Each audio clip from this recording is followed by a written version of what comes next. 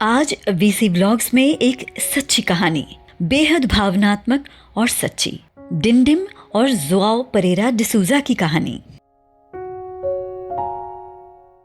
Joao Perera D'Souza जो Brazil के एक छोटे से गांव इल्हा ग्रांडे के रहने वाले थे और उनकी उम्र थी 71 साल। साल 2011 की बात है। जोआओ को समुद्र किनारे पत्थरों के बीच एक नन्हा सा मैगेलानिक पेंगुइन मिला और यहीं से शुरू हुई इनकी दोस्ती की कहानी। आइए सुनते हैं।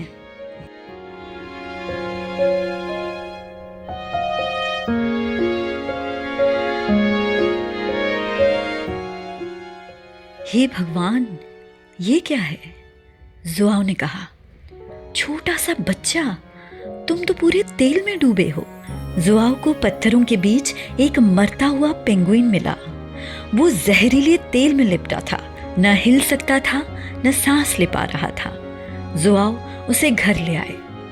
घबराओ मत नन्हे, मैं तुम्हें कुछ नहीं होने दूंगा, जोआओ ने कहा। आज रात तुम्हें भूखा नहीं सोना पड़ेगा।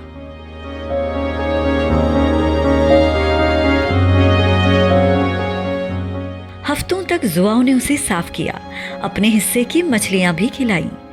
जब वो ठीक हुआ तो उसे समुद्र में छोड़ दिया। पर ये क्या, वो पेंगुइन वापस जोआओ के पिछवाड़े में खड़ा था।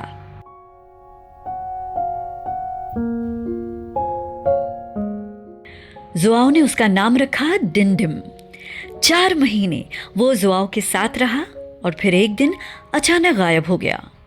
जोआओ का दिल टूट गया। उन्हें लगा अब वो कभी नहीं आएगा।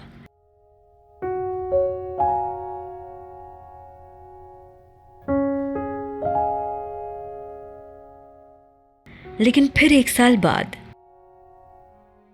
जोआओ जोआओ, देखो तो वो काला सफेद पक्षी तुम्हारे दरवाजे पर चिल्ला रहा है, गांव वालों ने हैरानी से कहा। डिंडिम, तुम वापस आ गए मेरे बच्चे, जोआओ ने हंसते हुए कहा। तुम हजारों मील तैर कर वापस आ गए। दुनिया दंग रह गई। और इस तरह हर साल डिंडिम 8000 मील का सफर तय करता। वैज्ञानिकों ने कहा यह मुमकिन नहीं है, पर डिंडिम के लिए जोआओ का प्यार किसी भी जीपीएस से ज्यादा ताकतवर था।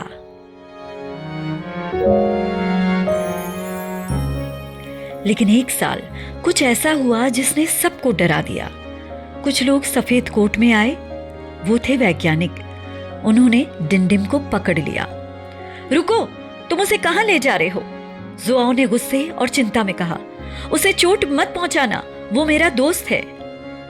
चिंता मत कीजिए जोआओ, वैज्ञानिकों ने कहा। हम इस पर बस एक टैग लगा रहे हैं ताकि इसकी सुरक्षा का पता चल सके। डिंडिम को टैग लगाकर छोड़ दिया गया। लेकिन उस साल डिंडिम समय पर वापस नहीं लौटा।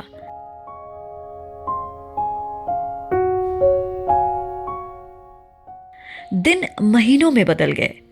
गांव में अफवाहें फैलने लगी। जोआओ, अब उम्मीद छोड़ दो, गांव वाले कहते। शायद उस टैग की वजह से वो रास्ता भटक गया, या शायद अब वो कभी नहीं आएगा। नहीं, वो आएगा, उदास मन से जोआओ कहता।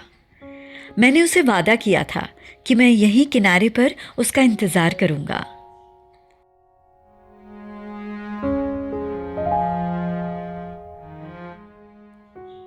आठ साल तक ये सिलसिला चला। वो हर बार लौटता। जोआओ उसे अपने गोद में सुलाते, उसे नहलाते। डिंडिम जोआओ के अलावा किसी और को खुद को छूने तक नहीं देता था। वो सिर्फ जोआओ का था। 2018 के बाद डिंडिम फिर कभी नहीं दिखा। लोग कहते हैं वो बूढ़ा हो गया था, पर जोआओ आज भी उसी तट पर बैठते हैं।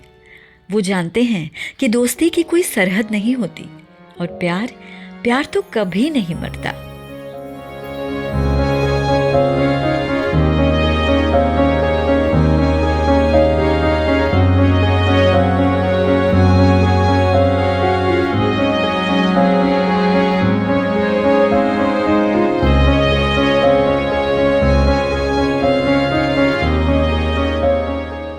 जहां रहो बच्चे, खुश रहना, जोआओ धीमी आवाज में फुसफुसाते हैं।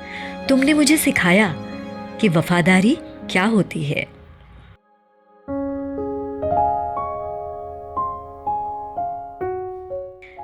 आपको बता दें कि 2024 में इस कहानी पर एक फिल्म आई है, माय पेंगुइन फ्रेंड।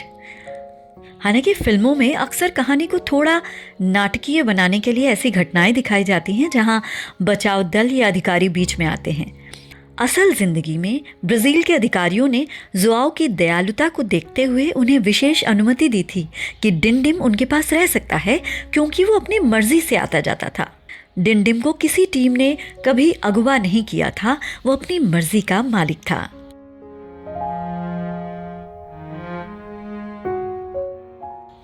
आठ साल की उस बेमिसाल दोस्ती के बाद वो कुदरत के नियमों के अनुसार वापस समुद्र की गहराइयों में ओझल हो गया। जोआओ आज भी उसे याद करते हैं, पर डिंडिम का न आना उसकी उम्र और प्राकृतिक चक्र का हिस्सा माना जाता है। कैसी लगी आपको ये सच्ची कहानी? कमेंट बॉक्स में जरूर अपनी राय दें।